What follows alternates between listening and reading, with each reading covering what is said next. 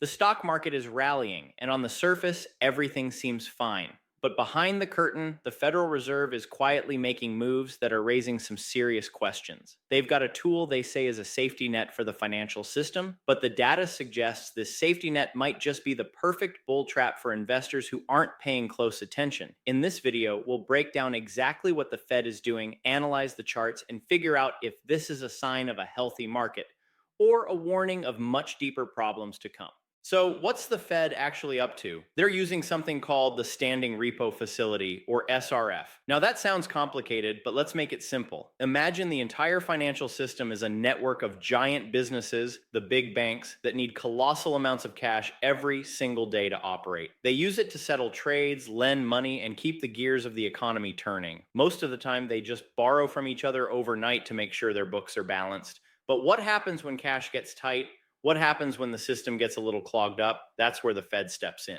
Think of the Fed as the ultimate pawn shop for these financial giants. Through these repo operations, a bank can bring its high quality collateral, usually US Treasury bonds, to the Fed's window and get an overnight cash loan.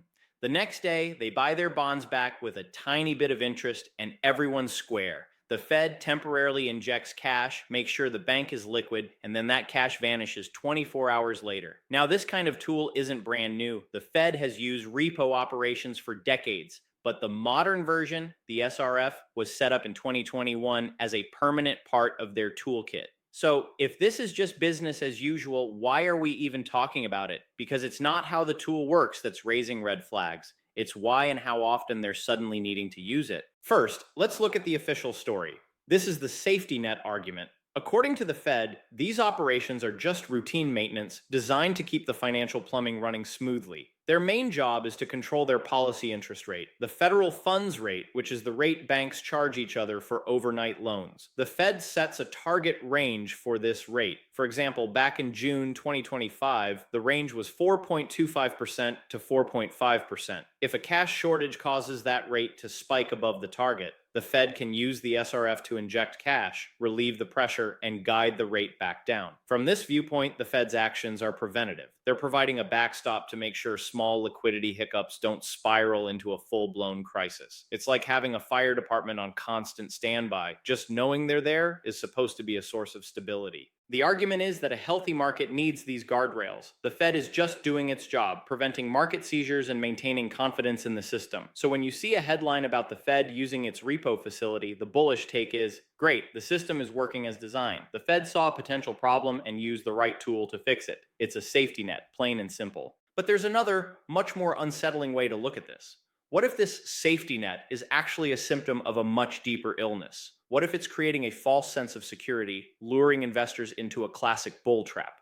This argument starts with a simple question. When an ambulance shows up, is your first thought, great, the healthcare system is working, or is it, who's hurt? Let's look at the evidence. The underlying issue is that liquidity, the market's lifeblood, has been draining out of the system. For the past couple of years, the Fed has been doing quantitative tightening, or QT, effectively pulling money out of the economy by shrinking its massive balance sheet. At the same time, another key liquidity pool has been evaporating, the Fed's overnight reverse repo facility, or ON-RRP. This was a place where money market funds could park their excess cash. It peaked at over $2.5 trillion, but by late 2025, that balance has dropped dramatically. That cash isn't gone.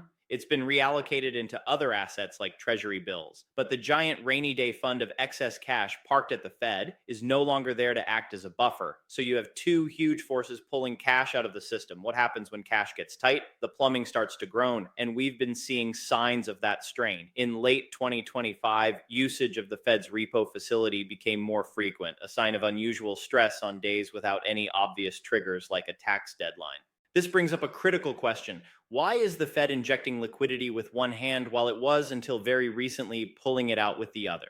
Well, in late 2025, the Fed announced it was slowing and then stopping its QT program, with the halt becoming effective on December 1st. The official reason wasn't that the system was breaking in an emergency, but that their own indicators showed bank reserves were approaching a level they call ample, and they wanted to avoid any turmoil. This is where the bull trap comes in. The market is rallying.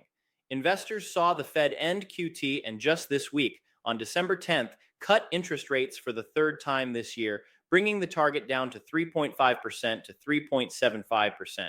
They see this as a massive green light to buy. But is this rally built on a strong economy, or is it built on the hope of more cheap money from the Fed?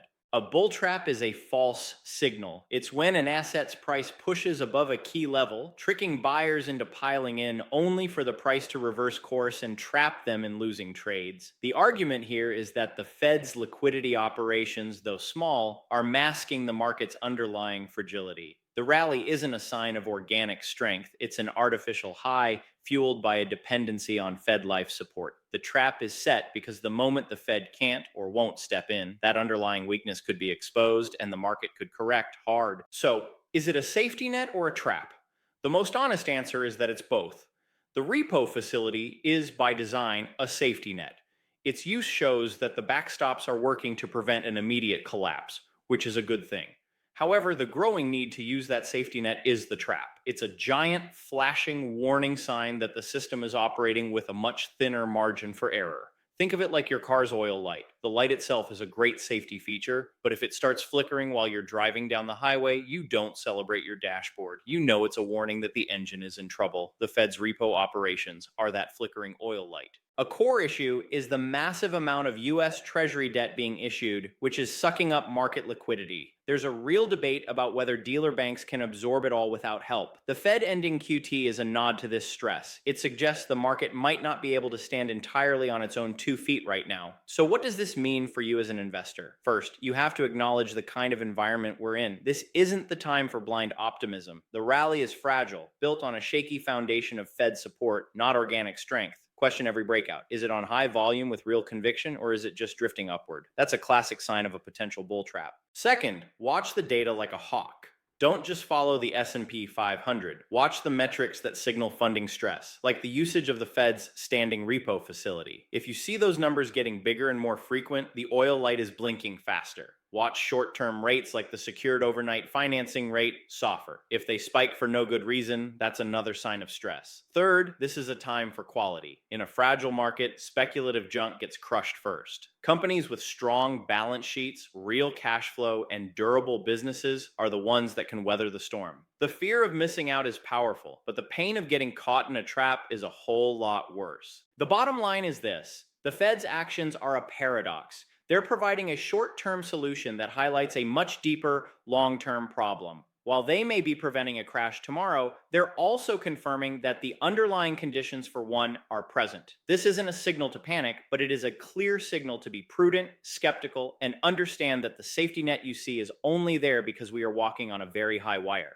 Navigating a market this tricky is tough. If you want to stay ahead of the data and get analyses like this broken down for you every week, make sure you subscribe and hit that notification bell. We cut through the noise to show you what the numbers are actually saying. And if you're ready to take your investing to the macro level, be sure to sign up for our Macro Investors Masterclass. There's no charge for the first module and there's no catch. Sign up in the description below. And now I want to hear from you. Do you think the Fed is engineering a soft landing, or are they just baiting the trap? Drop your take in the comments below. Here's the bottom line. The Fed is using its repo facility to patch holes in the plumbing of the financial system. On one hand, this prevents an immediate crisis. On the other, the fact that these patches are even needed is a huge red flag for systemic stress. The market is rallying on the hope that the Fed will keep the cheap money flowing, but this creates a dangerous setup for a potential bull trap. The biggest risk for investors right now is mistaking the presence of a safety net for the absence of danger. Don't get trapped. Stay vigilant, stay informed, and think critically about the difference between a Fed-fueled rally and a fundamentally sound market. Thanks for watching.